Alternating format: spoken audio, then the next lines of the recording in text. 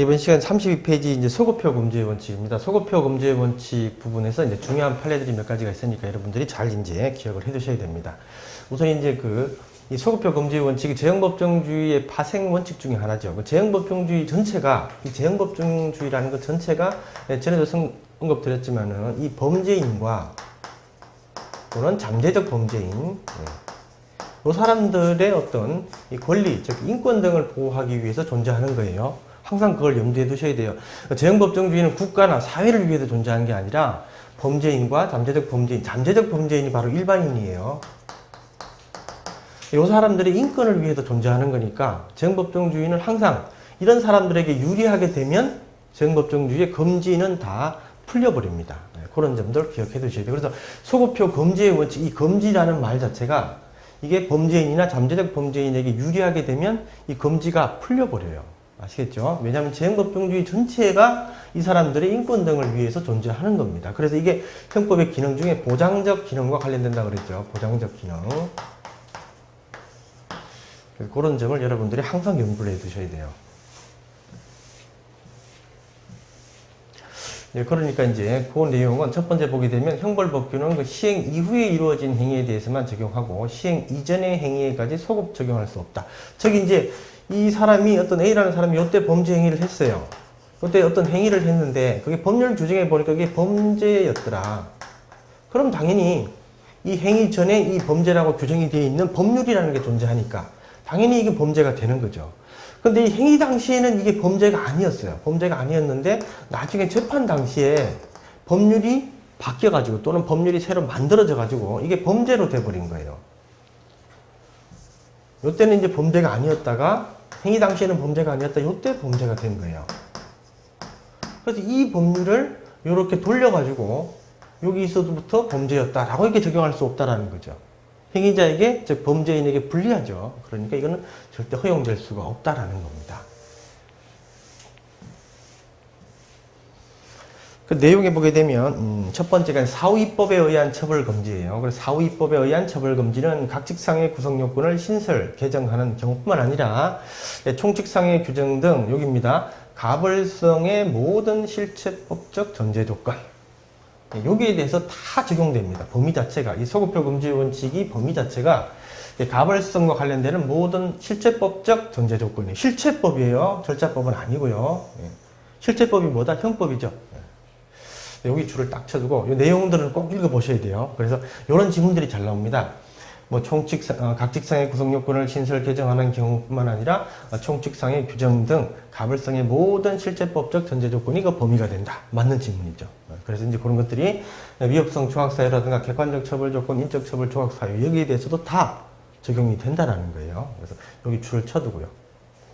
그 다음에 이제 요거는 이제 그 기출 지문으로 가끔 나오는 건데, 소년법, 소년 부분에, 소년에 대해서는, 이게 이제 얘가 재판 당시에 소년이면,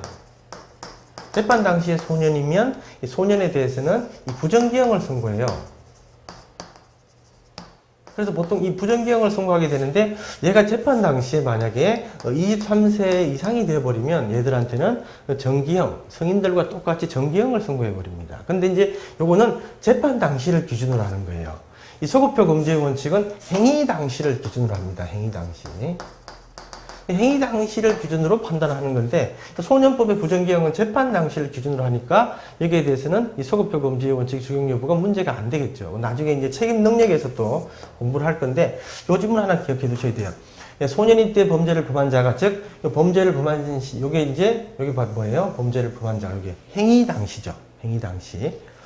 범한 자가 재판 중에 성인이 되면, 부정기형이 아니라 통상의 형을 과하는 법률, 요거는 허용될 수가 있다는 거죠. 왜냐하면 요거는 행위 당시를 기준으로 하는 게 아니라 재판 당시를 기준으로 하기 때문에 그렇습니다. 그래서 소급표 금지 원칙은 그 시점이 언제다? 행위 당시의 시점을 기준으로 한다. 그래서 이제 여기 이런 말이 이 사후입법에 의한 할 때 이 사후가 바로 사후, 어떤 일의 후 뜻이죠. 이게 범죄 행위 후, 즉 범죄 행위 요 뜻입니다. 범죄 행위. 범죄 행위 후 이런 뜻이에요. 아시겠죠? 그래서 범죄 행위 후에 어떤 법률을 입법 만들어 가지고 처벌하는 건 안 된다라는 거죠. 범죄 행위 전부터 존재해야 된다라는 거예요. 처벌 법률은 그런 뜻이고요. 그다음에 이번에 보면 허용되는 소급 적용입니다. 법률의 변경으로 신법이 행위자에게 유리한 경우에 이 행위자가 누구다? 범죄 행위자예요. 범죄 행위자한테 유리하게 되면 금지가 다 풀리는 거예요. 그래서 유리한 경우에는 신법의 소급 적용이 가능하다. 다만 신법의 부칙에 경과 규정을 둬가지고 소급 적용하지 마라. 그러면 소급 적용 못하는 거예요. 이제 무슨 말이냐면 A에서 법률이 이제 A-로 바뀌었어요. 이렇게. 우리 소급표 금지의 원칙이 적용되는 범위가 어떤 거냐면 이제 범죄가 아니었다가 범죄인 경우, 그죠? 이런 경우 또는 형벌이 1년이었는데 갑자기 2년으로 바뀌었다. 이거 적용 못하는 거죠.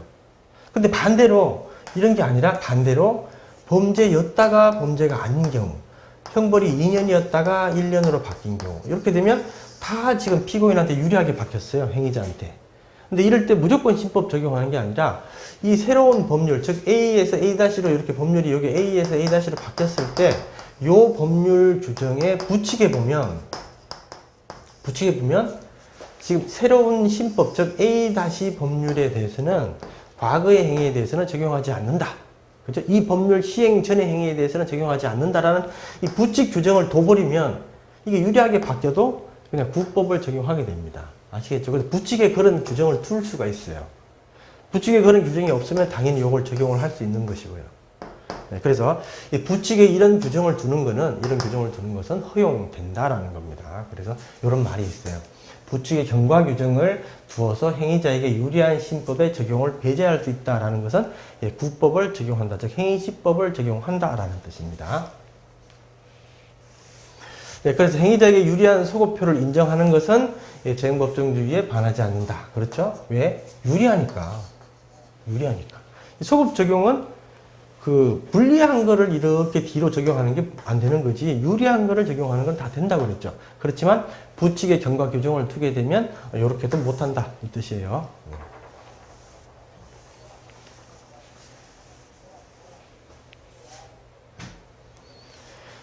네, 그래서 판례, 첫 번째 판례는, 이건 뭐, 이제, 이게 출제가 되는 경우가 좀 있는데, 이 판례는 절대, 이 판례가 출제가 돼도, 이게 답이 되는 경우, 이게 맞는 지문으로만 출제가 돼요.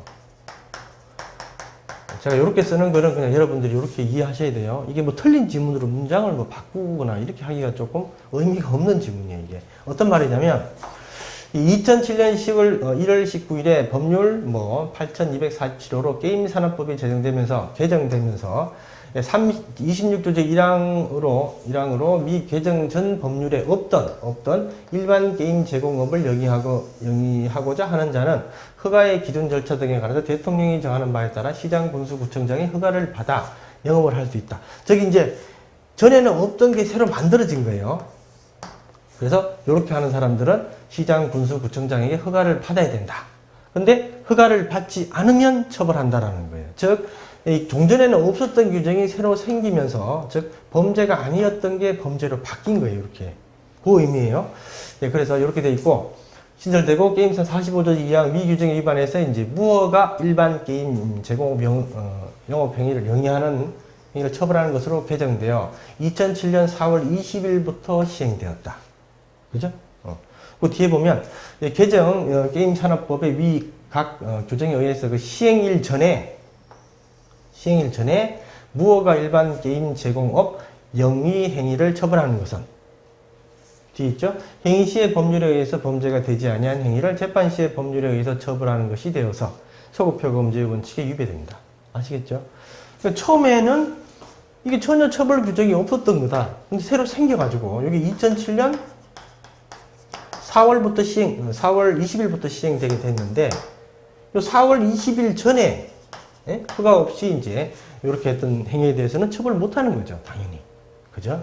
그 내용이에요. 그래서 너무나 쉬운 내용인데 이 소급표 금지의 원칙에 대해서 직접적으로 판례가 판시한 이제 최초의 판례다 이렇게 보시면 돼요. 그래서 이 판례는 출제가 가끔 됩니다. 그러니까 이 판례 그대로 기억해 두시면 돼요. 그래서 시행 전에 처벌 규정이 없었던 게 처벌 규정이 신설되면서 그 시행 전의 행위에 대해서는 절대로 처벌할 수가 없는 것이다 라는 뜻입니다. 네, 그 다음에 집행유예 실효제도. 집행유예가 실효가 되는 경우가 있어요. 집행유예를 만약에 이제 징역 1년에 집행유예 2년 이렇게 이제 선고돼서 집행유예 2년 기간이 이제 이렇게 딱 진행이 되는데 여기서 2년이 이렇게 진행이 되는데 요때 이제 고의로 범한 금고 이상의 실형이 요 기간 내에 선고까지 되게 되면 요 집행유예가 됐던 요 징역 1년이 요 집행유예가 실효가 되고 요 징역 1년이 이제 집행이 되게 됩니다. 아시겠죠? 그래서 만약에 갑이라는 놈이 A죄를 범해가지고 집행유예를 받았는데 징역 1년에 이제 집행유예 2년 다시 또 B죄를 범했어요. 집행유예 기간 중에. 그래서 그 B죄에 대해서 고의로 그 B죄가 고의의 고의범이고 금고 이상이고 그게 실형 선고가 요 집행유예 기간 요 2년 기간 내에 선고가 딱 되어버리면 요 A죄 집행유예가 실효가 된다는 뜻이에요. 그건 법률 규정에 63조 규정이 되어 있는 거니까 이거는 소급표 금지의 원칙이나 일사부조리 원칙에 반하지 않는다. 집행유예는 이런 조건을 걸고 집행유예 선고가 되는 거예요. 아무런 조건 없이 집행유예를 선고해주면 말이 안 되겠죠. 네가 유예기간 동안 아무 사고 없이 잘 지내면 너에 대해서 집행을 하지 않겠다 이런 의미이기 때문에 조건이 있는 겁니다. 그래서 그 조건 자체는 소급표 금지의 원칙이라든가 일사부조리에 반하지 않는 겁니다. 그래서 이것도 잘 나오는 질문이에요. 그 다음에 이 판례가 이제 올해 승진시험에 나왔던 건데, 우리 모의고사에서 계속 나왔었고, 중요하다고 얘기 드렸던 거죠. 대법원의 이제 양형위원회에서 설정한 양형기준. 이게 양형이라는 게 이게 여러분 이제, 그냥 시험하고 관련이 없지만, 이 양형이라는 게 너무나 중요합니다. 왜 그러냐면, 이 법정형이라는 게 이렇게 어떤 폭을 가지고 있고, 그 다음에 여기에 대해서 이제 또 처단 가중감경을 해가지고 또 그렇게 하더라도 이 폭을 가지고 있어요. 어떤, 여기 만약에 여기 1년이고, 여기 15년이다. 이렇게 되게 되면 어떤 법관이 2년을 선고할 수도 있고, 1년을 선고할 수도 있고, 15년을 선고할 수도 있어요. 무려 1년하고 15년은 15배 차이가 나죠. 그래서 이 양형이 상당히 이제 미국 같은 경우에서도 상당히 이 부분에 대해서 이제 신경을 많이 쓰고 과학적으로 하려고 많이 노력을 해요. 왜냐하면 법관한테는 우리 법률 자체가 재량을 줬잖아요. 그래서 여기에서 법관 네가 아무 데나 찍어서 해라 이 뜻인데 너무나 차이가 많이 나니까 이게 상당히 중요해요. 그래서 우리나라에도 이제 이 양형 기준 같은 것들을 이제 많이 해요. 왜냐면 법관마다 어떤 법관은 실제 그런 일은 없겠지만 기분 좋은 날은 여기다 그냥 기분 나쁜 날은 막 한 14년 이렇게 밀릴 수가 있잖아요. 그죠? 그런 부분 때문에 이 양형에 대해서는 이 대법원에서도, 이 법원에서도, 사법부에서 상당히 신경을 많이 씁니다. 그래서 이제 이게 하다 안 되니까 양형 기준을 이제 이렇게 만들었어요. 양형 기준을. 그래가지고 양형 기준을 만들었는데 갑이라는 사람이 범죄 행위를 할 당시에 갑이라는 사람이 여기서 범죄 행위를 했는데 이때는 이 양형 기준이 없었어요. 근데 나중에 재판 받을 때 이 양형 기준이 발효가 돼가지고 이때는 생겼어요. 그럼 이 양형기준표에 관련되는 내용을 이 소급 적용하는 거, 이게 가능하냐라는 겁니다. 우리 판례는 당연히 가능하다. 왜냐하면 이 양형기준은 이 가벌성의 전제 조건과 전혀 관련이 없는 거예요. 이게 법률도 아니고요. 법률도 아니고, 령도 아니고, 고시도 아니에요. 이게. 그냥 참고 사유입니다. 재판관들의, 즉 판사들의 양형에 대한 참고 사유에 불과하기 때문에 이거는 소급표 금지 원칙의 적용이 대상 자체가 안 되는 거예요. 그래서 이거는 이렇게 적용하더라도 상관없다라는 뜻입니다. 그래서 이 양형 기준은 올해 출제가 되었지만 그래도 하나 기억을 해주셔야 돼요. 요거는 소급표 금지 원칙의 적용 대상 자체가 아니기 때문에 그래서 소급 적용하더라도 소급표 원칙에 위반한 것이 아니다. 그래서 이 판례는 그래도 중요한 판례입니다. 이 판례도 중요하고 이것도 중요한 거예요. 판례는 다 중요한데 제가 별표까지 하는 거는 꼭 복습할 때 한번 보시라는 겁니다. 그래서 판례는 제가 이 별표를 안 하더라도 다 중요한데 별표하는 거는 꼭 복습하실 때 한번 더 봐주세요. 그 다음에 그 다음 판례는 대한주택공사와 이제 철거업체 간에 도급계약이 처벌 규정 신설 전에 체결되었다 하더라도, 그에 따른 건설 폐기물의 처리 행위가 처벌 규정의 신설 이후에도 종료하지 않고 계속적으로 이루어졌다. 지금 이게 무슨 말이냐면 이거는 원래 처음 행위일 때는 이게 없었어요. 처벌 규정이. 근데 이제 새로 신설되어가지고 범죄가 생겼어요. 근데 얘가 갑이라는 놈이 이때도 법 위반 행위를 하고요. 이 신설된 이후에도 계속 법 위반 행위를 한 거예요. 그러면 당연히 신설 시점을 기준으로 해서 이 이후에도 법 위반 행위를 계속 했으니까 당연히 요거는 신법에 따라서 처벌할 수가 있는 거죠. 그 뜻이에요. 그래서 여기 보게 되면 신설 후에도 종료되지 않고 계속적으로 이전 이상 처벌 규정 신설 후에 이루어진 여기 줄쳐 두시면 돼요. 당연히 처벌 규정 신설된 이후에 이루어진 여기에 대해서는 당연히 신법에 따라서 처벌하면 되겠죠. 이거는 처벌 못하는 거고. 그래서 그 이루어진 무허가 처리업 폐기물 관련돼서 이제 요거는 처벌할 수가 있는 거고, 요거는 재무법정 소급표 금지 원칙에 위배되지 않는다 이렇게 되는 거죠. 요것도 중요한 판례예요. 그다음 세 번째 보게 되면 이제 보안 처분과 소급표 금지 원칙인데 통설 입장은 뭐 볼 필요 없어요. 우리 판례만 정확하게 기억해 두시면 돼요. 판례만 이거는 중요한 내용입니다. 요거는 꼭 별표 2개에서 기억을 해 두셔야 돼요.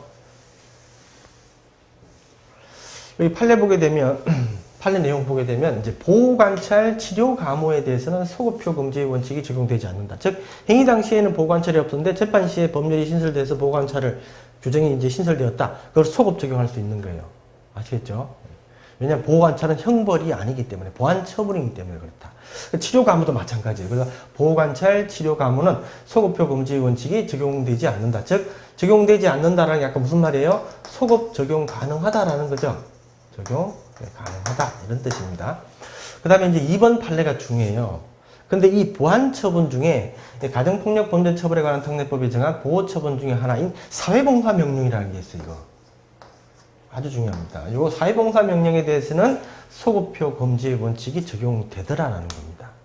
이 보호관찰이나 치료 감호 같은 것들은 이게 이제 좀 그 자유박탈적인 자유제한적인 부분이 좀 적다는 거예요. 보호관찰 같은 경우는 뭐 한 달에 한 번 정도 가서 뭐 보호관찰관에게 가서 이제 뭐 한 달 동안 또는 2주 동안 무슨 일을 했다 뭐 그리고 이제 주의사항 같은 거 듣고요. 그 다음에 어디 여행 갈 때는 또 이제 전화해서 연락을 하고 또는 뭐 가서 이제 허가를 받고 이제 이런 이 아주 그 자유제한 부분이 아주 미미해요. 그 치료 감호는 치료해 주는 거니까 이런 것들은 이제 그 자유제한이나 자유박탈적인 부분이 미미하다 보니까 소급표 금지 원칙이 적용 안 됩니다. 근데 이 사회봉사 명령은 이게 보안 처분이긴 한데 이게 직접 나와가지고 일을 해야 되잖아요. 그러다 보니까 이건 자유제한이 좀 크다. 그래서 이거는 형벌은 아니지만 소급표 금지 원칙을 적용해야 된다. 그래서 이게 행위 당시에는 얘가 사회봉사 명령을 100시간만 받으면 되는 그런 행위였는데 나중에 이제 재판 당시에 이게 전가가 돼서 200시간으로. 그럼 200시간으로 전가된 이 규정을 소급 적용할 수는 없다라는 겁니다. 그래서 이 보안 처분에 대해서는 요거에 대해서는 소급표 금지 원칙이 적용되지 않는데 가정폭력 범죄에 관한 처벌에 관한 특례법의 사회봉사 명령에 대해서는 소급표 금지 원칙이 적용된다. 그래서 이게 출제가 뭐 50뿐만 아니라 뭐 여러 번 출제가 됐어요. 그래서 요거는 꼭 기억해 두셔야 돼요. 그래서 모든 보안 처분에 대해서는 소급표 금지 원칙이 적용되지 않는다. 그러면 틀린 말이에요. 그죠? 요거에 대해서는 적용됩니다. 꼭 기억해 두셔야 되는 내용이에요. 요거는 판례 내용은 판례 쪽은 제가 별표 이렇게 하는 거는 중요한 판례고 별표 하나만 할 거예요. 근데 판례 내용이 아닌 부분은 별표 하나, 별표 2개, 별표 3개 이렇게 할 거예요. 그럼 3개는 제가 볼 때는 거의 출제가 된다라는 거고 2개는 아주 유력하고 1개도 유력하다. 줄 안 치는 거는 거의 출제가 안 된다라다. 이렇게 보시면 돼요. 그래서 판례가 아닌 부분은 그렇게 별표 하나, 둘, 셋 이렇게 이제 구분을 할 겁니다. 요건 별표 2개.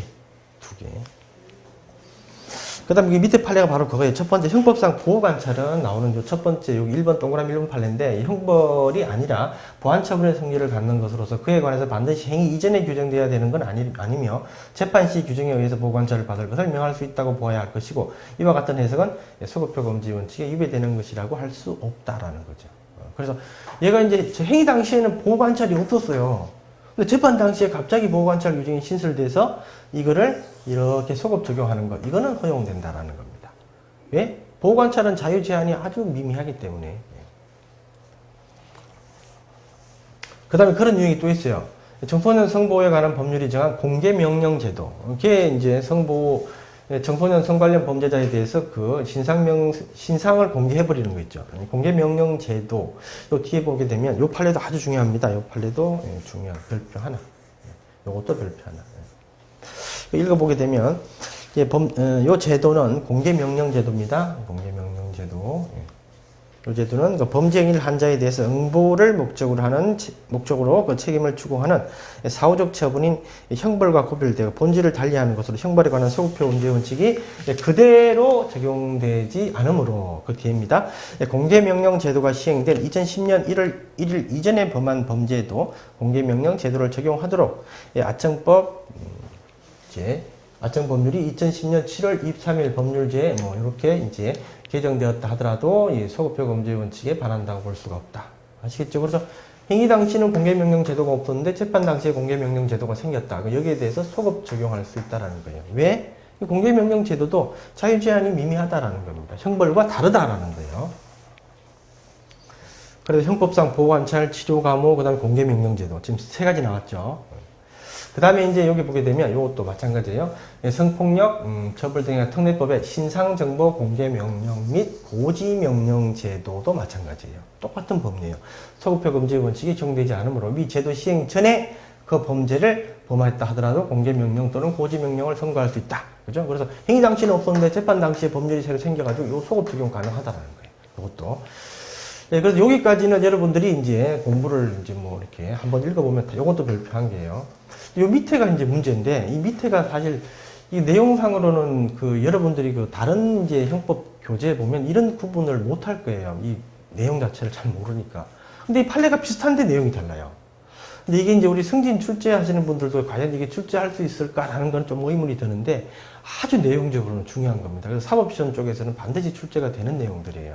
여기 보게 되면 특정 범죄자 위치 추적 전자장치 부착에 관한 법률, 전자감시제도 있죠. 전자장치 부착 관련되는 거. 이 전자장치 부착도 보안 처분의 일종입니다. 거기에 대해서 이제 이 소급표 금지 원칙 적용 여부가 문제가 되는데, 거기 이제 첫 번째 판례 보게 되면, 그 꺽쇠 1번에 보게 되면, 예, 특정 범죄 보관찰 및 전자장치 부착에 관한 법률, 여기 보게 되면, 예.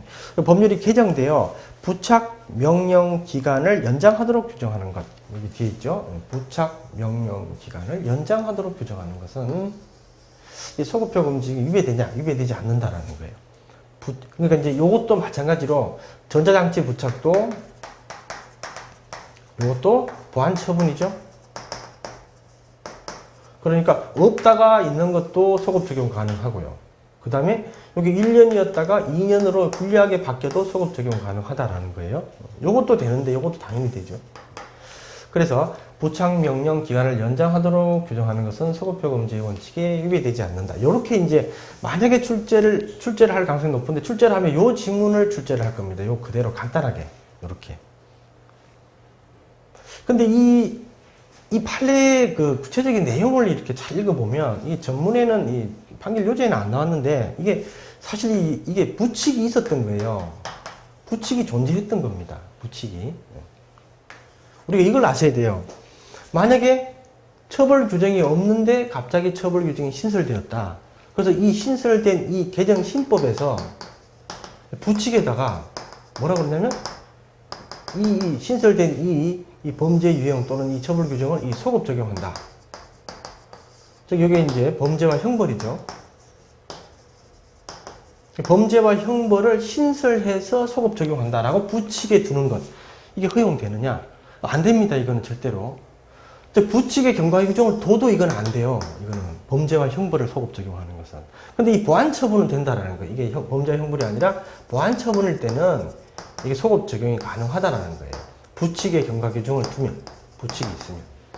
근데 만약에 여기 부칙이 없으면 어떻게 돼? 이건 안 돼요. 부칙이 없으면. 응? 그래서 이제 이 판례인데 조금 이제 여러분들이 이해가 안 될 수도 있는데, 요 첫 번째 판례는 요 내용이 그대로 출제될 거고, 요 내용의 그 의미 자체, 요 내용을 이제 다 읽어보면, 판결 이유를 읽어보면 이 부칙이 있었던 거예요. 부칙이. 그러니까 이 보안 처분이니까 부칙이 있으니까 이게 소급 적용이 가능한 겁니다. 네, 그래서 꺽쇠 2번에 보게 되면 특정 범죄자에 대한 미추적 전자장치 부착에 관한 법률에 의한 전자감시제도는 성폭력 범죄로부터 국민을 보호함을 목적으로 하는 일종의 보안 처분이다. 당연히 보안 처분이죠. 형벌이 아니죠. 네. 그래서 그 뒤에 보게 되면 이러한 전자감시제도의 목적과 성격, 위 법률의 규정 내용, 취지 등을 종합해보면 전자감시제도는 범죄 행위를 한 자에 대해 응보를 주된 목적으로 하는 책임을 추구하는 사후적 처분인 형벌과 구분돼서 그 본질을 달리하는 거다. 본질을 달리한 것으로서 형벌에 관한 소급표 금지 원칙이 그대로 적용되지 않으므로 위 법률이 개정되어 부착 명령 기간을 연장하도록 규정하고 있더라도 그게 소급 입법 금지 원칙에 반한다고 볼 수 없다. 이렇게만 설명하고 있지만 판결 이유를 자세히 보니까 이 부칙이 존재하더라는 거예요. 그러니까 부칙 존재하니까 이거는 소급 적용 가능한 거예요. 근데 비교 판례가 그 밑에 나옵니다. 그래서 제가 이제 여기다가 이제 여기 1번 해가지고 이제 부칙의 경과 규정을 둔 경우 소급 적용 가능하다 그랬고요. 그 두 번째 보게 되면 부칙의 경과 규정을 두지 않은 경우 소급 적용 불가능하다. 그래서 이것도 나오는 지문이 요걸 거예요. 이게 출제가 될 겁니다. 그래서 거기 보게 되면 특정 범죄자에 대한 이제 보관점 전자장치 부착에 관한 법률 제9조 1항 단서에서 정한 위치 추적 전자장치 부착 기간 하한 규정 그대로 기억해 두셔야 돼요. 부착 기간 하한 가중 규정이 가특법 시행 전에 19세 미만자 사람에 대해서 특정 범죄를 저지른 경우에는 소급 적용할 수 없다라는 거죠. 이게 왜 소급 적용할 수 없냐면 부칙이 없는 거에 얘기에 대해서는. 근데 첫 번째 판례는 부칙 말이 없는데도 불구하고 그 부칙이 있었기 때문에 소급 적용이 가능한 겁니다. 부칙도 없는데 소급 적용할 수는 없는 거예요. 왜냐하면 이 자체가 이 자유제한이 큰 거예요. 자유제한이 크기 때문에 그런 거예요. 아까 이제 사회봉사명령 하고 똑같은 위치죠. 전자장치 부착은 자유제한이 크죠. 그래서 이 부분에 대해서는 부칙이 있어야만 소급 적용이 가능한 거예요. 그래서 부칙이 없으면 소급 적용 못 하는 겁니다. 그래서 이제 그런 말이 나오고 3항, 끝에 3번에 보게 되면 끝에 3번에 쭉 뭐 내용이 있어요. 뭐 이렇게 2배 규정하고 이렇게 한다고 한 이 부칙 여기 딱 줄을 쳐두고요. 이 부칙. 부칙은 제2조 2항에서 제5조 1항 제4호 뭐 이렇게 개정 규정에 따른 부착 명령 청구는 이 법 시행 전에 저지른 성폭력 범죄에 대해서 적용한다고 규정하면서 위법 시행 전에 18세 피해자에 대해서 저지른 성폭력 범죄 처벌에 관한 특례법 위반죄에 적용할 수 있게 되었다. 부칙이 있으니까 18세자에 대해서는 부칙을 뒀기 때문에 할 수 있는데 그런데 그 거기서 4번에 보니까 어떻게 돼 있냐면 그런데 여기 줄 쳐두시면 돼요. 그런데 이 부칙은 이와 달리 19세 미만 사람에 대해서 특정 범죄를 저지른 경우 부착기간 한 2배 가중하도록 한 위법제 9조 1항 단서에 대해서는 소급 적용에 관한 명확한 경과 규정을 두지 않았다. 경과 규정이 바로 뭐다? 부칙이란 뜻이에요. 부칙이란 뜻입니다. 두지 않았는데 이렇게 안 왔으면 적용 못하는 거예요. 여기 줄 쳐두시면 돼요. 그래서 여기에 대해서 피고인에게 실질적 불이익을 추가하는 내용의 법 개정이 있고 위 규정이 소급 적용에 관한 명확한 경과 규정이 없는 한 그 규정이 소급 적용은 이를 부정하는 것이 피고인이 권익보장이나 이 권익보장이죠. 왜냐하면 재형법정주의가 피고인 누구예요? 범죄자죠. 범죄자의 권익보장을 위해서 존재하니까 이 부칙에서 일부 조항 특정해서 소급 적용에 관한 경과 규정을 둔 입법자의 의사에 부합한다. 그죠? 부칙을 안 뒀으면 거기에 대해서는 소급 적용하지 말라는 게 입법자의 의지라는 거예요. 그래서 경과 규정을 둔 거에 대해서만 적용하고 경과 규정 없으면 적용하지 말라는 거예요. 이걸 이렇게까지 이제 적용하는 것은 소급 적용 문제 원칙에 반한다라는 뜻이죠. 그래서 이 판례는 제가 볼 때는 아주 중요한 판례입니다. 이게 사실 제가 출제자라면 반드시 출제를 할 판례인데 출제가 될지는 모르겠어요. 아주 중요한 판례예요. 근데 이 두 가지 판례를 비교하는 게 아주 중요하다. 그 다음에 이제 우리가 이제 그 보완처분이 형벌과 보완처분할 때 이 보완처분이 이 소급표 금지의 원칙과 관련돼 가지고 형벌과 다르다라는 거지. 이 보완처분이 재형법정주의의 다른 파생 원칙 있죠. 다른 파생 원칙에 대해서도 이게 형벌과 이제 구분해서 적용되지는 않습니다. 이게 소급표 금지의 원칙일 때만 차이가 있는 거예요. 여기 뒤에 보게 되면 확장해석 금지나 유추해석 금지의 원칙 또는 명확성의 원칙도 마찬가지예요. 명확성의 원칙도 마찬가지고 이런 원칙은 또 법률주의도 마찬가지예요. 나머지 이제 파생 원칙 있죠. 재형법정주의의 소급표 금지의 원칙 외에 나머지 파생 원칙은 형벌뿐만 아니라 보완처분에 대해서도 그대로 적용됩니다. 이걸 혼동하지 마셔야 돼요. 이게 소급표 금지의 원칙에서만 형벌과 보완처분이 차이가 있는 거예요. 그 나머지 재형법정주의 파생원칙에서는 이 둘 간의 차이가 없습니다. 그래서 명확성의 원칙이나 법률주의 확장해석 금지의 원칙, 유추해석 금지의 원칙에 대해서는 보완처분에 대해서도 형벌과 마찬가지로 그대로 적용됩니다. 그래서 이런 말, 요건 해석에 있어도 마찬가지로 적용된다라는 거죠. 그래서 보완처분은 소급표 금지의 원칙 적용에 있어서 형벌과 차이가 있다. 이렇게 해야지 보완처분은 재형법정주의 원칙이 적용되지 않는다. 이러면 틀린 말이에요. 그죠? 요 원칙 중에 소급표 금지의 원칙에 대해서만 적용이 다를 뿐이지 나머지 원칙에 대해서는 형벌 그대로 적용됩니다. 형벌과. 요 판례도 하나 기억해 두셔야 되고요. 그 다음에 이제 요 밑에 판례가 아까 말씀드린 거예요. 가정폭력 범죄 처벌에 관한 특례법이 정한 보호처분 중 사회봉사명령 여기에 대해서는 소급표 금지 원칙이 적용된다라는 거죠. 그래서 지금 정리해보면 전자장치 부착 그 다음에 사회봉사명령 여기에 대해서는 소급표 금지의 원칙이 적용되는 겁니다. 그러다 보니까 부칙이 있으면 당연히 소급 적용이 돼요. 근데 부칙이 없으면 소급 적용 못하는 거예요. 그래서 여기서도 부칙이 없는 거예요. 그런 부칙이.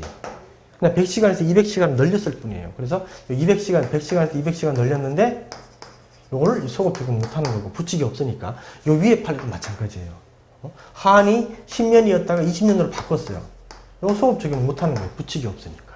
그래서 여기에 대해서는 소급표 금지 원칙이 적용되는 겁니다.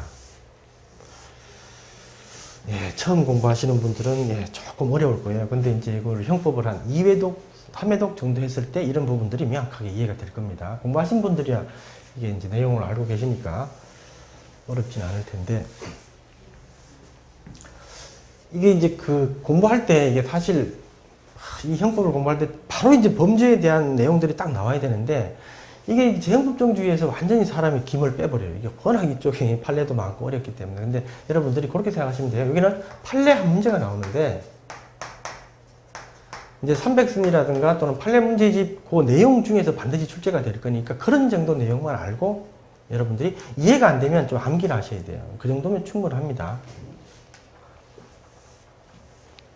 네, 그래서 그렇게 이제 보시면 되겠고요. 그 다음에 이제 그 소급표 금지의 원칙의 이제 그 세부 목차 중에 이제 4번 형사소송법과 소급표 금지의 원칙인데 이것도 이제 잘 나오는 이제 판례예요. 여기 보게 되면 이 표 부분을 이제 별표를 하나 해두시고요. 그래서 이제 소급 입법에 관한 문제인데 형사소송법과 이제 소급표 금지 원칙이에요. 그래서 우리 판례가 있는 게 이제 공소시효 관련되는 게 이제 있어요. 공소시효. 그래서 그 부진정 소급 입법하고 진정 소급 입법 이 두 가지로 나누는데 부진정 소급 입법은 이제 공소시효로만 가지고 이제 비교를 합니다. 판례가 요거밖에 없으니까 요거만 하시면 돼요. 그래서 미완성된 공소시효 기간을 연장했다. 즉 이때 지금 공소시효가 진행되고 있는데 여기에서 법률을 바꿔가지고요. 원래 공소시효가 여기서 끝나는데 요쯤에 끝나는데 여기를 연장을 요렇게 하는 것 좀 더. 요거는 허용된다라는 거예요. 이게 부진정 소급 입법이에요. 진정 소급 입법은 뭐냐면 공소시효가 쭉 진행돼서 공소시효가 여기서 끝나버렸어요. 여기서 공소시효가 완성이 되어버렸는데 여기서 요거를 연장하는 거. 요게 진정 소급 입법이에요. 진짜 소급 입법이란 뜻이에요. 진짜 소급 입법이다. 즉 완성된 거를 가지고 공소시효가 완성돼서 끝난 걸 가지고 연장시키는 거. 그래서 요게 이제 끝장을 연장시키는 어떤 방법이 있냐면 이렇게 연장시키는 방법도 있고 요때 공소시효 일부 기간을 정지시켜 버리는 거예요. 정지시켜 버리니까 당연히 여기서 늘어나겠죠. 두 가지 형태가 있어요. 정지시켜 가지고 연장하는 형태, 아예 끝났는 걸 연장하는 형태 두 가지 형태가 있는데 어쨌든 요거는 공소시효가 끝났는데 연장시키는 그런 취지로 봐서 이게 진정이라고 그러고요. 공소시효가 미완성된 상태에서 늘려주는 거를 부진정이라고 그래요.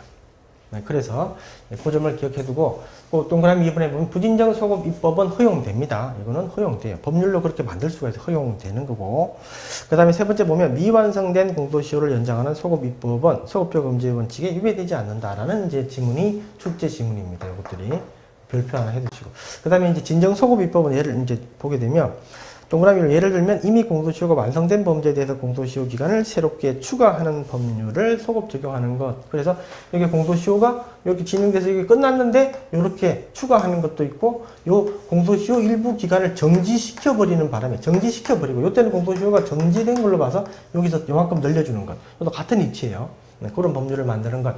요걸 이제 진정소급 입법이라 그래요. 그 동그라미 이번에 보면 원칙적으로 허용되질 않습니다. 이거는 원칙적으로 허용되지 않는 거예요. 근데 뒤에 보면 예외가 있어요. 뭐가 있냐면, 다만 신뢰보호의 요청에 우선하는 심히 중대한 공익상의 사유가 있을 때 예외적으로 허용된다. 공소시효가 이제 범죄자의 이익을 위해서 존재한다고 볼 수 있는데, 법적 안정성과 이제 요 부분에 대해서 얘의 이익이 요만큼인데, 이 걔를 처벌하지 않음으로써 있게 되는 이 공익이 아주 이게 피해가 많이 본다. 공익 쪽에 이만큼이다. 이러면 이게 예외적으로 공소시효 진정소급입법을 허용한다라는 겁니다. 우리가 이제 유럽 같은 데 보게 되면 그 전범 있죠. 2차 세계대전 전범들, 얘에 대해서는 공소시효를 아예 다 없애버렸죠. 그죠? 언제든지 처벌할 수 있는 거예요. 지금도 처벌할 수가 있는 겁니다. 네, 그래서 이런 부분에 대해서 왜 이 2차 세계대전 전범들은 워낙 얘들을 처벌해야 될 공익상의 이유가 크니까. 그렇죠? 우리나라는 그러면 뭘 해야 돼요? 친일. 이 공소시효 마찬가지 이거 없애버려야 되는데, 뭐 다 지금 처벌받는 사람 아무도 없죠. 그러니까 우리나라에서는 이제 요 5.18 특별법에 대해서 이제 전두환 신군부 있죠. 걔들에 대해서 이 공소시효를 이렇게 진정소급입법으로 늘려버리는 부분에 대해서 헌법재판소에서 이거를 5.18 관련 특별법 헌법재판소 이걸 합헌을 해요. 합헌. 헌법이 위배되지 않는다 이렇게. 그러니까 당연히 합헌이니까 대법원에서도 당연히 진정소급입법이 허용되는 예외적인 경우가 있다라고 보는 거죠. 그래서 그런 경우 예외적인 경우가 바로 이거예요. 그래서 밑에 당구장 표시 보게 되면 공소시효가 토과된 이후에 해당 사안에 대해서 공소시효를 연장하는 법률이 진정소급입법이고, 공소시효 토과 이전의 공소시효를 연장하는 게 부진정소급입법. 이렇게 출제가 아주 가볍게 되는 경우도 있고 쉽게. 그 밑에 보면 부진정소급입법은 허용되지만 진정소급입법은 허용되지 않는다는 것이 판례의 일반된 태도다. 이게 틀린 질문이지. 예외 있다 그랬지. 예외. 이렇게 출제가 돼요. 출제는 쉬워요. 출제 지문들을 왜 이렇게 당구장 표시로 해서 이제 모든 내용들 속에 이렇게 뒀냐면, 우리가 어떤 내용을, 이런 내용을 할 때 이게 출제 스타일을 모르면요, 이 뭐 어떻게 공부를 해야 되는지 잘 모릅니다. 이렇게 출제가 돼요. 이걸 여러분들이 항상 체크를 하셔야 돼요. 어떤 내용들이 이렇게 길게 있습니다. 길게 있는데 이걸 출제 스타일을 몰라버리면요, 이걸 다 공부를 해야 돼요. 어떤 게 출제가 될지 모르니까 다 여러분들이 경각심을 가지고 숙지를 해둬야 되는데, 사실 이 출제하시는 분들은 이 출제 포인트가 딱 있어요. 여기. 이 부분을 안 바꿉니다. 예. 출제 포인트가 있으니까 제가 그걸 지적을 해주는 거예요. 그래서 그 부분만 여러분들이 이 판례 내용을 이렇게 안개처럼 이렇게 슬쩍 이렇게 알고 있어도 이 포인트만 정확하게 알고 있으면 틀릴 이유가 없어요. 그러니까 요런 이제 출제 포인트들 여러분들이 잘 받으셔야 돼요. 이렇게 출제가 되고, 그다음에 이제 판례 보게 되면 첫 번째 이제 형벌 불소급의 원칙. 요거는 이제 행위의 가벌성, 즉 형사소추가 언제부터 어떤 조건 하에서 가능한가의 문제에 관한 것이고, 형벌 불소급의 원칙은 행위의 가벌성에 관한 것이라 그랬죠. 가벌성의 모든 전제 조건. 근데 이제 공소시효 문제는 얼마 동안 얘를 이제 소추할 수 있는가의 문제죠. 가능한가의 문제에 관한 것이 얼마 동안 가능한가의 문제가 아니므로, 즉 얼마 동안 가능한가의 문제는 바로 이 공소시효와 관련된다라는 뜻이에요. 그래서 공소시효를 정지한다는 게 뭐예요? 아까 정지시키는 게 바로 진정소급입법입니다. 진정소급입법. 정지시키는 법률이라 하더라도 그 사유만으로 헌법 제12조에 규정한 재형법정지 파생원칙 형벌불소급의 원칙에 여기 있어요. 언제나 위배되는 것으로 단정할 수 있다. 왜 언제나? 왜 이런 말을 쓰죠? 언제나라는 말을? 예외 있었잖아요. 예외가 존재했잖아요. 그러니까 언제나 위배되는 것으로 볼 수 있다. 중대한 공익상의 이유가 있으면 허용되는 거니까 이런 말을 쓰는 거예요. 그 다음에 보게 되면 기존에 법을 변경해야 될 법적 필요는 심히 중대한 반면에 그 법적 지위에 대한 개인적 신뢰를 보호해야 할 필요가 상대적으로 적어 개인의 신뢰 이익을 관철하는 것이 객관적으로 정당화될 수 없는 경우에는 예외적으로 공소시효에 대한 진정소급입법이 허용될 수 있다. 이렇게도 그대로 출제가 되기도 하고요. 요건 이제 판례 그대로 출제가 되는 거예요. 이런 것들은. 그래서 표에 있는 내용만 기억해 두시면 되겠죠. 그 다음에 이제 이 진정소급입법에 대해서 합헌 결정을 내린 이제 그거에 대해서 이제 대법원이 이제 헌법재판에서 합헌 결정을 내리니까 대법원이 이제 요 판례를 또 판시한 거예요. 그래서 5.18 민주화 운동 등에 관한 특례법 여기 줄을 쳐두시면 되고, 그래서 헌정질서 파괴 범죄에 대해서는 공소시효를 정지시켜버리는, 여기 뒤에 보면 그게 나와요. 공소시효가 완성되는지 여부에 관계없이 모두 그 적용 대상이 됨이 명백하다고 할 것인데, 위 법률 조항에 대해서는 헌재가 96년 2월 16일에 이 사건의 위 법률 조항이 헌법에 위반되지 않는다고 합헌 결정을 했으므로 위 법률 조항의 적용 범위에 속하는 범죄에 대해서는 이를 그대로 적용할 수밖에 없다. 즉 공소시효에 대해서 진정소급입법을 허용할 수밖에 없다는 거죠. 헌재에서 그렇게 했으니까 대법원도 따라가야죠. 그래서 보게 되면 공소시효는 범죄 성립과 형벌에 관한 것이 아니어서 소급표 금지 원칙이 당연히 적용되는 영역에 해당하지는 않는다 하더라도 공소시효가 이미 완성된 경우 다시 소추할 수 있도록 공소시효를 소급하여 정지시키는 법률을 사후적으로 제정해서 처벌 대상으로 삼는 것은 그 정당성이 인정될 수가 없다. 틀린 말이죠. 왜? 예외가 있다 그랬잖아요.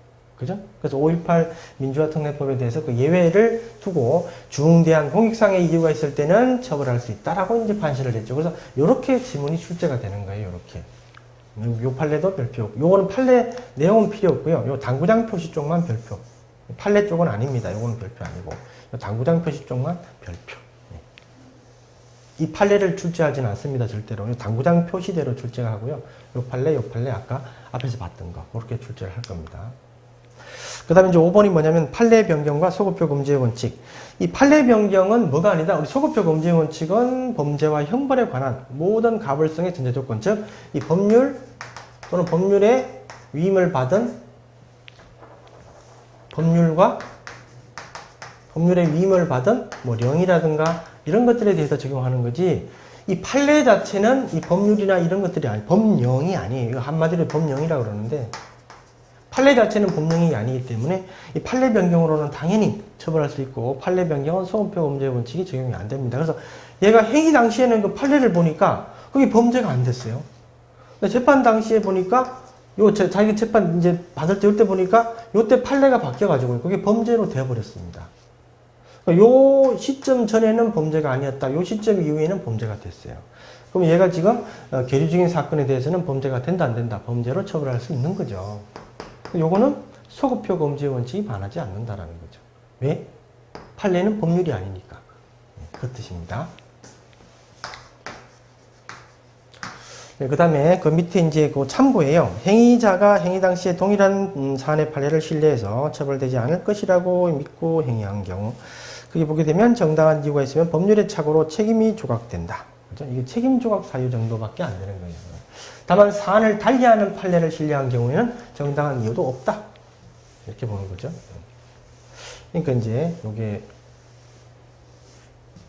판례 변경 자체를 소급표 금지의 원칙으로 보지 않는다라는 거죠. 요거는 가능하다라는 거예요. 나중에 이제 구성요건, 위법성, 책임에 가게 되면 요 책임과 관련돼서 요 책임 조각 사유로 한번 판단해 볼 수 있다라는 거예요. 왜냐면 이 책임 쪽에 위법성 인식이라는 게 있거든요. 요과 관련돼 가지고 정당한 이유를 인정할 수 있는 경우가 있습니다. 그렇다고 해서 이게 문제가 출제가 되지는 않으니까 참고로만 봐두세요. 그 다음에 이제 나오는 게 이제 명확성의 원칙이에요. 명확성의 원칙. 명확성의 원칙은 법률이 처벌하고자 하는 행위가 무엇인지, 그에 대한 형벌이 어떠한 것인지 누구나 예견할 수 있고, 그에 따라 자신의 행위를 결정할 수 있도록 구성 요건을 명확하게 규정하는 것. 그러니까 범죄도 명확하게 규정을 해야 되고요. 그 다음에 형벌도 명확하게 규정해야 되고요. 그 다음에 보안처분까지도 명확하게 규정해야 됩니다.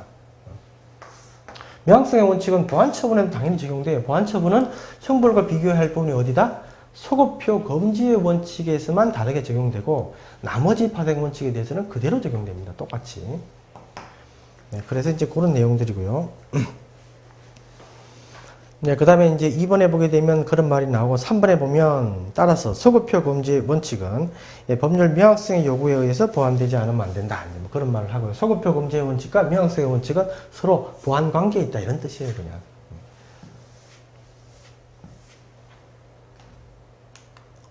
근데 판례 보게 되면 처벌법규의 입법 목적이나 그 전체적 내용 구조 등을 살펴보아 사물의 변별 능력을 제대로 갖추는 일반인. 그러니까 이 명확성이 도대체 누굴 기준으로 명확해야 되냐라는 거예요. 명확성이 과연 누굴 기준으로, 판사들 기준으로 명확해야 되냐, 아니면 일반인 기준으로 명확해야 되냐. 당연히 일반인 기준으로 명확해야 되죠. 판사들은 어려운 말도 잘 아니까 그 사람들 기준으로 하면 안 된다는 거예요. 일반인 기준으로. 그래서 여기 포인트가 뭐냐면 사물의 변별 능력을 제대로 갖춘 일반인의 이 사람들의 입장, 이 사람의 관점에서 명확하면 돼요. 그래서 거기 줄 쳐두시면 되고요. 그 다음 두 번째 판례 보면 명확성의 원칙이란 최대한이 아닌 최소한 명확성이 이것도 잘 나오는 겁니다. 이것도 이제 기억해 보시죠. 최대한이 아니라 우리가 이제 법률에 최대한 명확하게 규정을 하게 되면 이 같은 말 단어 하나라도요, 이거 설명을 뭐 여러 가지로 해야 되기 때문에 너무 길어지죠. 그래서 이렇게까지 법률에 규정할 수 없다라는 거죠. 그래서 그런 부분은 해석에 맡기면 되죠. 단어 하나라만 뭐 절도죄 절취라고 이렇게 했다 하더라도 이 절취에 대한 여러 가지 의미는 대법원 판례 해석을 통해서 이게 확정을 하면 됩니다. 확정을 하면 되기 때문에 이걸 가지고 아주 명확하게 뭐 어떤 게 절취인지 세부적인 내용을 거의 다 적을 필요는 없죠. 법률에 이렇게 적을 수도 없는 거고요. 그래서 이 명확성 원칙은 최대한이 아닌 최소한이다라는 점을 기억해 두셔야 돼요. 나머지는 누가? 법관이 보충하면 됩니다. 해석을 통해서. 그래서 그런 말들이 나오고 여기 포인트가 여기에요. 최소한. 여기 위에 거는 이제 일반인 관점. 행위자다. 행위자의 이해와 관점. 이름 틀린 말이에요. 일반인입니다. 일반인. 행위자가 아니에요. 여기서는 이제 행위자가 아니다. 이게 이제 포인트가 되는 거죠. 출제 포인트가. 만약에 출제를 한다면. 요거는 이제 당연히 최대한으로 출제를 하겠죠. 답 틀린 거죠. 최소한. 네, 최소한.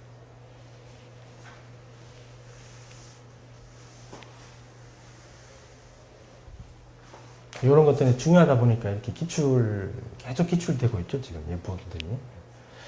그 다음에 이제 거기 부정기형과 보완처분, 부정기형과 보완처분. 그게 이제 보게 되면 이제 소년법에서는 이제 그 장기 10년, 단기 5년으로 부정기형을 선고해요. 장기는 10년, 단기 5년. 장기 2년 이제 이상의 범죄에 대해서 장기 10년, 단기 5년. 요 범위에서 이제 부정기형을 선고합니다. 부정기형을 선고하는데, 이거는 이제 우리가 부정기형은 말 그대로 안일 부자예요. 정할 정자, 기간 기자. 즉, 기간이 정해지지 않은 그 뜻이에요. 기간이 정해지지 않은.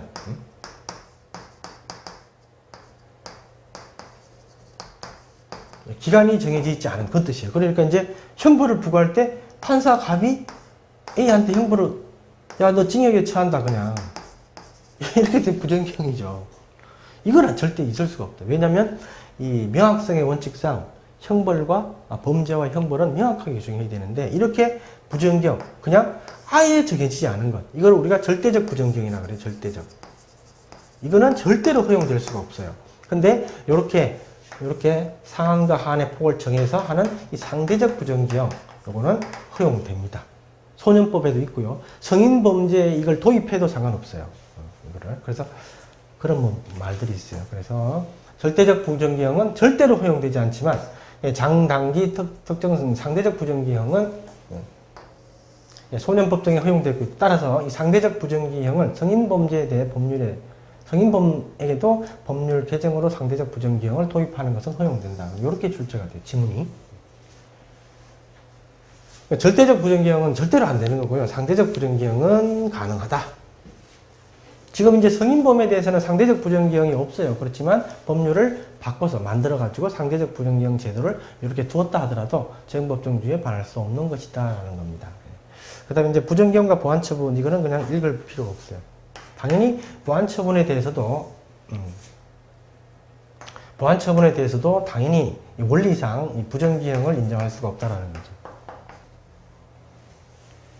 그래서 보완처분도 당연히 형벌과 마찬가지로 절대적 부정기형은 허용될 수가 없다. 그런 정도만 보시면 돼요.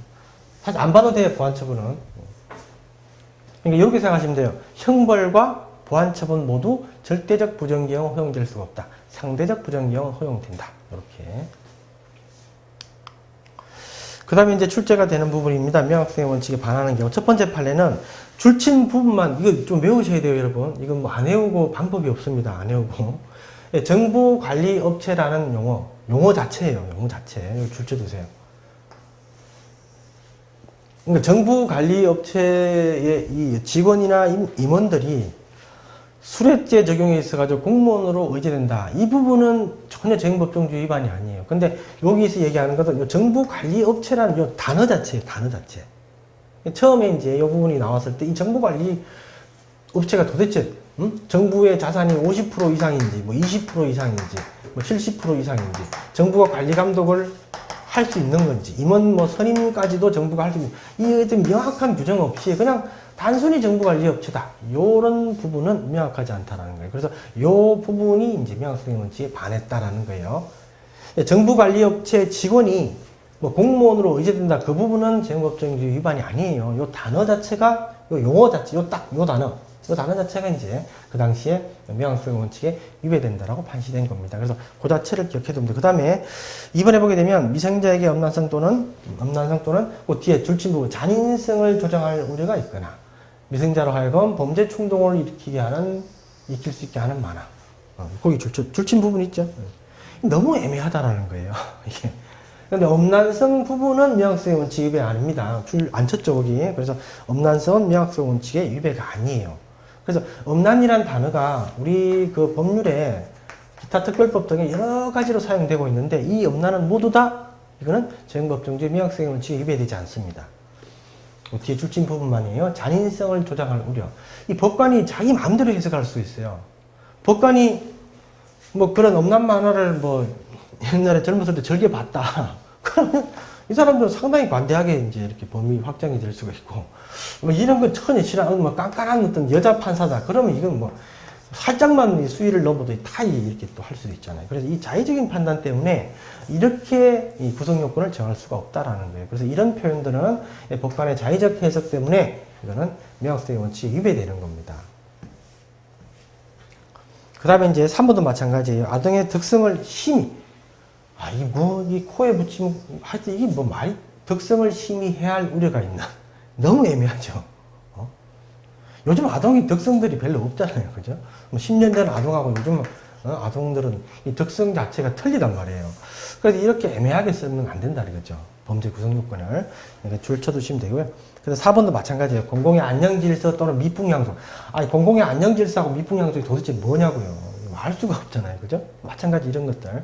이런 걸 위반하면 처벌한다. 그럼 이게 이제 범죄 구성 요건이 되는 건데, 이렇게 정하는 것은 명확성의 원칙에 반하는 것이다. 라는 거예요. 그 다음에, 올해 보면, 가정의례 참조에 비추어 합리적인 범위, 이런 표현도 마찬가지예요. 이렇게 표현을 하면 너무 애매하다라는 거죠. 그래서 이런 부분들은 여러분들이 사실 암기까지는 아니더라도 많이 읽어가지고 숙지를 하셔야 돼요.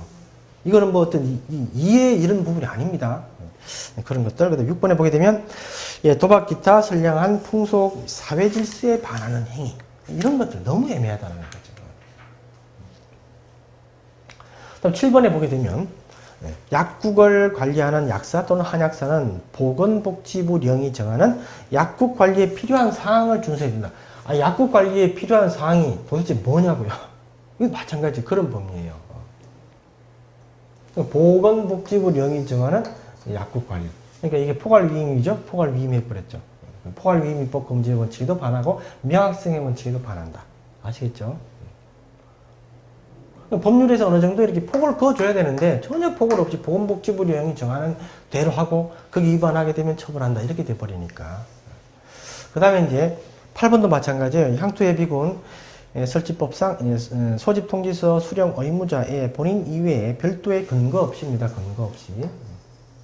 아무런 근거 없이, 원래 본인이 받아야 되는데 아무런 근거 없이 그와 동일 세대 내에 뭐 세대주나 각종 가족 중에 성년자 또는 그 고용주를 포함해서 해석시켜버리는 것, 이런 것들을 허용될 수가 없는 거죠. 그래서 명확성의 원칙에도 반하고 유추해서 금지의 원칙에도 반하게 됩니다. 이게 이런 표현들 안 되죠. 별도의 근거 없이 줄쳐두시면 돼요. 그 다음에 이제 9번에 보게 되면 벤형 자동차, 이제 벤 있죠, 벤. 그죠? 일반 승용차 말고 밴. 그죠? 밴. 연예인들 많이 타고 다니는 거 그거 있잖아요. 밴. 밴형 자동차처럼 승객을 운송하기에 적합한 자동차가 화물 자동차이면서 동시에 승용 또는 승합 자동차일 수도 있다고 해석하는 것은 미확성의 원칙에 반한다. 이게 무슨 말이냐면 이제 우리가 이제 승용 자동차가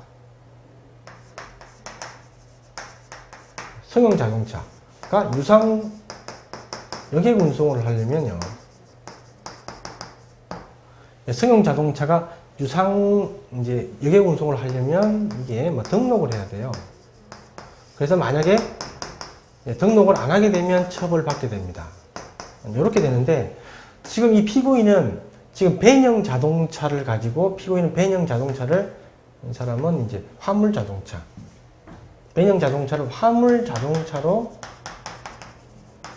등록을 해놓고요. 여기다가 유상 여객 운송을 한 거예요. 요걸 가지고 요 법률로 요 행위를 처벌할 수 있겠냐?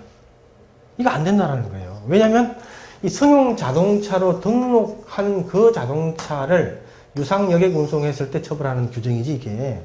이 승용 자동차가 아니라 화물 자동차로 등록한 거를 요걸 가지고 요 규정으로 처벌할 수는 없다라는 그 뜻입니다. 이게 판례가. 그래서 유추해석 금지의 원칙에도 반하게 되고 명확성의 원칙에도 반하게 돼요. 그래서 밴형 자동차처럼 승객을 운송하기에 적합한 자동차가 화물 자동차이면서 동시에 승용 또는 승합 자동차일 수 있다고. 즉 얘가 화물 자동차로 등록해도 사람 태울 수 있으니까 이걸로까지 해석하는 건 허용될 수가 없는 거죠. 그래서 이 부분에 대해서는 이렇게 여러분들 판시했다는 사항을 기억해 두셔야 돼요. 이 내용들 다 중요하니까 잘 기억해 두시고, 그 다음에 이제 그 박스에 보게 되면 교수님, 이제 우리 현직 교수님들, 우리 요즘에 이제 그 강사들 보고도 교수라 그러는데 절대 강사들 보고 교수라 그러면 안 돼요. 대학 교수님 보고 교수라 그래야 돼요. 그래서 이제 교수님 문제집 기출 지문 보게 되면 여기 이제 미학성의 원칙에 위배될 수 있는 경우들입니다. 도박, 기타, 선량한 풍속, 이 부분이죠. 선량한 풍속, 기타 사회질서에 반하는 이 부분. 또 현재의 사회적 불안을 이야기할 수 있는, 이것도 너무 포괄적이고 애매하죠. 현재의 사회적 불안을 이야기할 수 있는 집회금지. 그 다음에 이제 반사회적 행위가 도대체 뭐냐. 그죠? 이런 것들 애매하잖아요. 그 다음에 행실이 불량한 자, 이런 것도 마찬가지고. 공공질서에 반하는 자, 민주적 사회질서를 침해하는 자. 명확하게 했던 이 범죄 구성 요건이기 때문에 명확하게 규정할 수가 없는 이런 내용들, 이런 표현들을 범죄 구성 요건으로 해서 이를 위반하는 자를 처벌하게 되면 명확성의 원칙이 반하는 것이 되는 겁니다. 그래서 그런 내용들의 짧은 지문들이니까 기억해 두셔야 돼요. 별표 하나 해두고. 그래서 첫 번째 판례가 이제 거기 줄침 부분이 있죠. 현저히 사회적 불안을 야기시킬 우려가 있는 집회. 이 표현들이고, 밑에 이제 당구장 표시 보게 되면 현재의 사회 불안을 야기할 우려가 있는 집회라는 표현은 미양성의 원칙에 위배될 소지가 있는 겁니다. 그렇죠?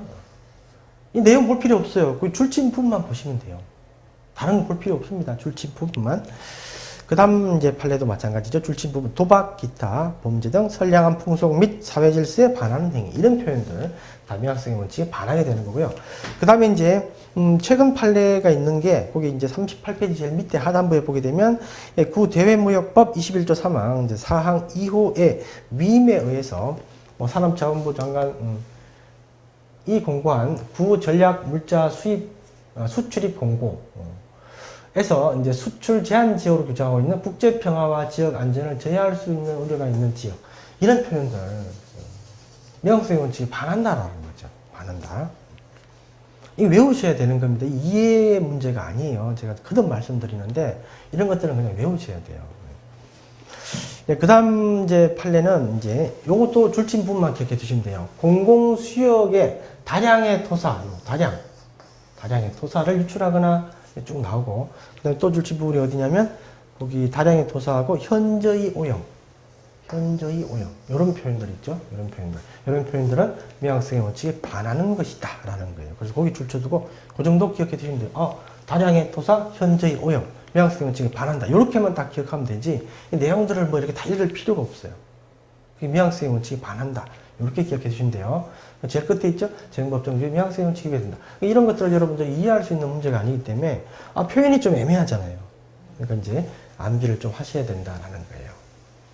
그래서 사실 미확성의 원칙에 반하지 않는 경우 이 부분을 더 정확하게 기억해 두시면 됩니다. 첫 번째 보게 되면 청소년 보호법에 보니까 풍기문란, 이것도 좀 애매하긴 한데 우리 판례가 이거는 명확성의 원칙에 반하지 않는 것으로 보더라. 그래서 이게 뭐 아주 뭐 한 열댓 번 출제가 됐어요. 이게 풍기문란. 기억 꼭 해두셔야 되죠. 그 다음에 이제 2번에 보게 되면 음란 이거는 명확성의 원칙에 반하지 않습니다. 근데 저속은 명확성의 원칙에 반해요. 저속. 음란과 저속할 때 저속은 명확성의 원칙에 반하고 음란은 명확성의 원칙에 반하지 않는다. 그래서 이 공연음란죄도 있잖아요. 형법상 공연음란죄. 이거 다 이제 명확성의 원칙에 반하지 않는다라는 거예요. 음란은. 외워두셔야 됩니다. 이거는 외우시고. 그 다음에 이제 문화재보호법 제2조 제1항 2호 중에 유형의 문화적 소산으로서 역사적 또는 예술상 가치가 큰 것, 이에 준한 보고자료, 이런 표현들은 어쩔 수 없다라는 거예요. 이런 정도 표현은 이해해야 된다는 겁니다. 그래서 이거 기억해 두셔야 돼요. 문화재 하도 발굴을 많이 해가니까. 그 다음에 이제 4번에 보게 되면 도로에 구부러진 곳, 이런 정도는 우리가 일반인 상식적으로 볼 때 알잖아요. 도로에 구부러진 곳, 이런 것. 이거는 명확성 원칙에 반하지 않는다는 거고. 그 다음에 이제 회계 처리 기준, 이런 표현도 마찬가지예요. 회계 처리 기준은 일반적으로 우리가 특정 지을 수가 있어요. 회계 처리 기준은. 그래서 이런 것들은 명확성 원칙에 반하지 않는 거고. 그래서 6번도 마찬가지입니다. 일반인의 전례적인 식생활이나 통념상 식용으로 하지 아니하는 것, 또는 식품 원료로서 안정성 및 건전성이 입증되지 아니하는 것, 이런 표현들 마찬가지예요. 명확성 원칙에 반하지 않는다. 그 다음에 7번에 보게 되면 군사상 기밀, 이런 표현들, 그 다음에 부당한 방법, 이런 표현들은 우리가 상식적으로 도출할 수가 있다는 거죠. 이해할 수 있다. 그 다음에 관여, 이런 표현들. 관여, 끼어드는 것, 이런 거잖아요. 그죠? 이런 표현들. 그 다음에 기망, 사기죄 기망, 이것도 우리가 특정 지을 수 있죠. 폭처법상 활동, 이런 것도 마찬가지예요. 그 다음에 구리 및 동화합물, 구리의 화합물 알 수 있으니까. 그 다음에 대통령이 정하는 유사제품, 이런 것들 마찬가지고. 그 다음에 13번에 보면 13번에 섭취 또는 흡입의 경, 섭취 또는 흡입. 뭐 섭취는 그대로 이제 뭐 이렇게 우리가 입으로 이렇게 먹는 거고, 이렇게 흡입은 말 그대로 이제 코로 들어마시는 거잖아요. 그러니까 이건 일반인의 이해와 상식적으로 우리가 이해할 수 있는 부분들이니까 이런 표현들은 허용될 수 있는 거다. 14번에 보게 되면 군용법상 개간 기타 추행행위, 개간. 학문에다 이렇게 하는 거죠. 이렇게 뭐 닭에다 하는 게 아니고 학문에다가. 이 개간을 그래가지고 이걸 처음에 이제 모르시는 분들이 이게 뭐 이 닭에다가 이게 뭐 닭개자니까 그런 표현이 아니라 이제 이 학문선교를 얘기합니다. 학문선교. 그래서 하여튼 이런 표현들은 우리가 할 수 있다라는 거예요. 일반인 입장에서. 15번에 보게 되면 당의 구조자와 비구조자 간의 채권 등의 발생 등에 관한 거래, 뭐 이런 표현들은 다 허용될 수 있는 것이다. 그 다음에 16번도 마찬가지예요. 그 다음에 17번에 용도 변경, 현재의 부당한, 국막 현재의 부당한 이익. 이런 표현들. 그 다음에 의료행위, 이런 것들. 그래서 이게 뭐, 야, 이건 뭐 도대체 뭐냐, 이게 형법이. 근데 이게 어쩔 수가 없어요, 이거는.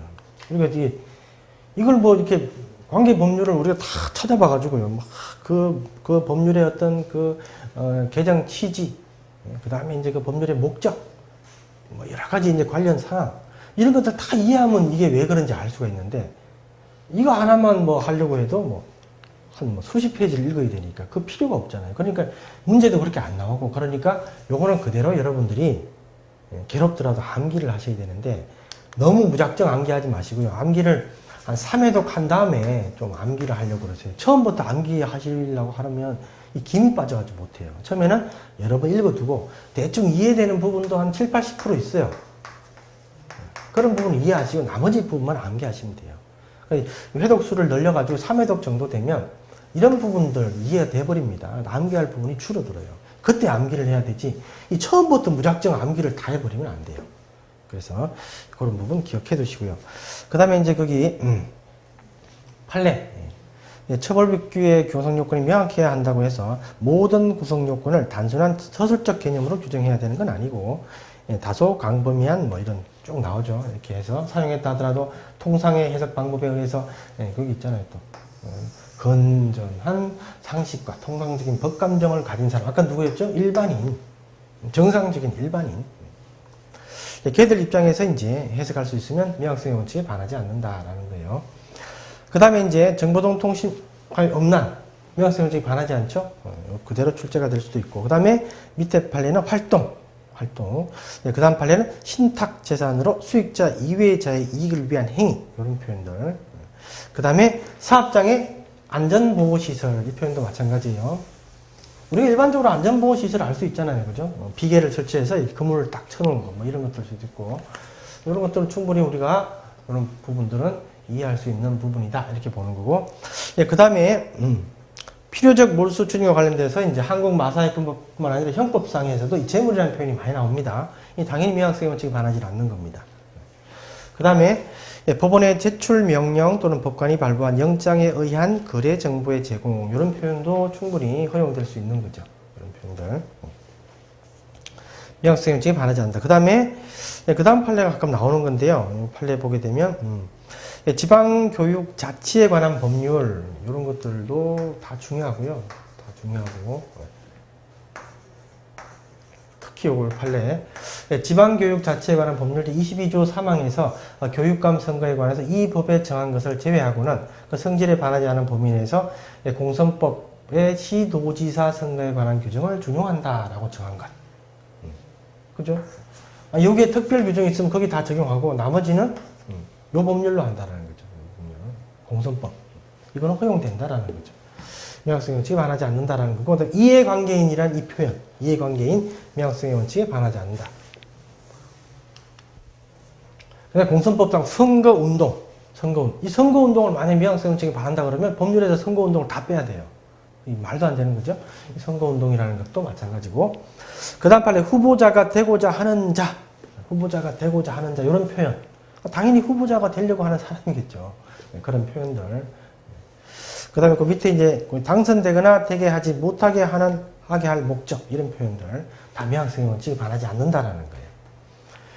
그 다음 판례는 방금 봤던 중복 판례는 요거 삭제해버리고요. 삭제. 똑같은 판례가 2개 들어갔어요. 삭제. 그 다음 판례는 중요합니다. 급속을, 공선법 부분에서 비방.